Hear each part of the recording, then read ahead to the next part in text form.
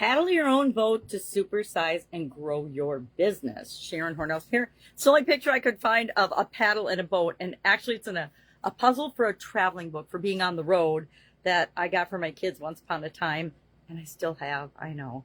But you take the word puzzle and you figure out what's the name of the car. And this one is, of course, Chevrolet, because you're rowing or paddling your own boat. So this idiom's been around since 1844. It first appeared in writing in a book called, or a, I don't know if it was, it was a book, The Settlers in Canada.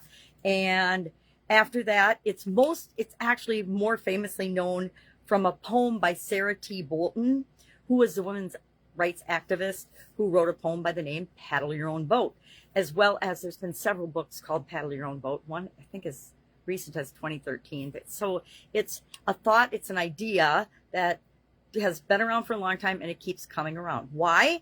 Because what it means, what it stands for, gives us an opportunity to really see and understand how we can apply it to not only our own lives, but also to our businesses, growing and building and supersizing them.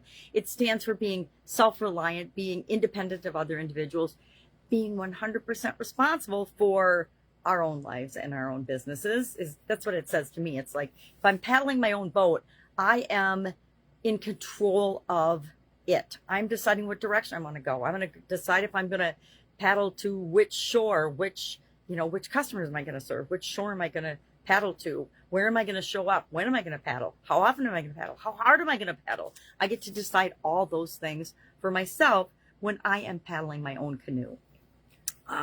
It also reminds me that we need to mind our own business. Now, I don't say that in a bad way, but I think so often we get into this comparing ourselves to others thing, and we forget that what other people are doing we can learn from and we can model, but it doesn't do us a whole lot of good to pay more attention to what they're doing than what we're doing. We need to mind our own business and make sure we're doing what's right for us and our business and the people that we're here to serve.